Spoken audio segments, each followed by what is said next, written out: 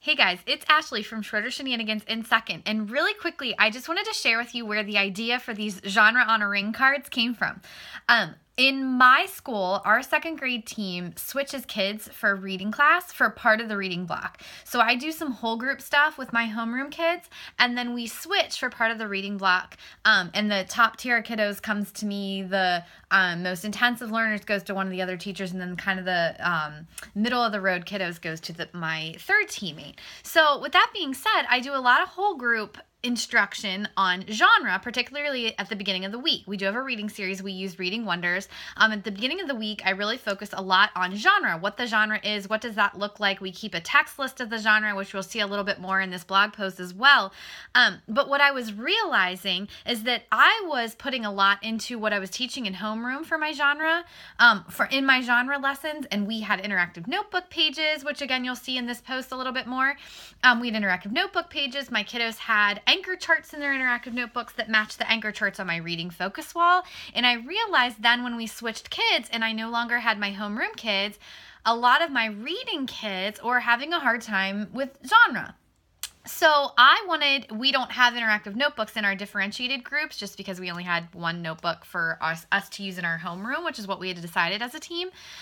So I wasn't able to just kind of make an extra copy because they didn't have a notebook to store it in. So what I thought, I was like, okay, I need to give them these anchor charts too. They have to have access to these posters because they don't really have an assigned spot in my room. They don't have a cubby in my room or a mailbox in my room or anything like that. They just come and borrow somebody's desk for reading class. I thought what an awesome tool it would be to have those genres on a ring. I made them really small, which you'll see a little bit of a picture of here in this post as well.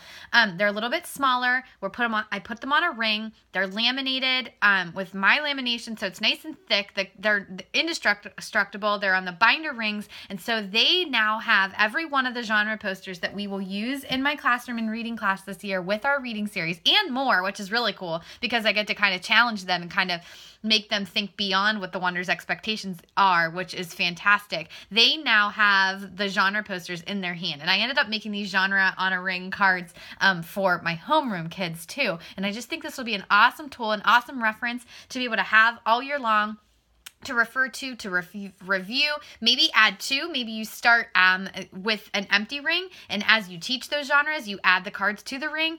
I was having a little bit of conversation with my principal about it, and he was saying these are like trading cards. Like you could really play that up, and the incentive to earn them and to know what they are and to be able to tell you about them or to read a text or identify a text in that genre.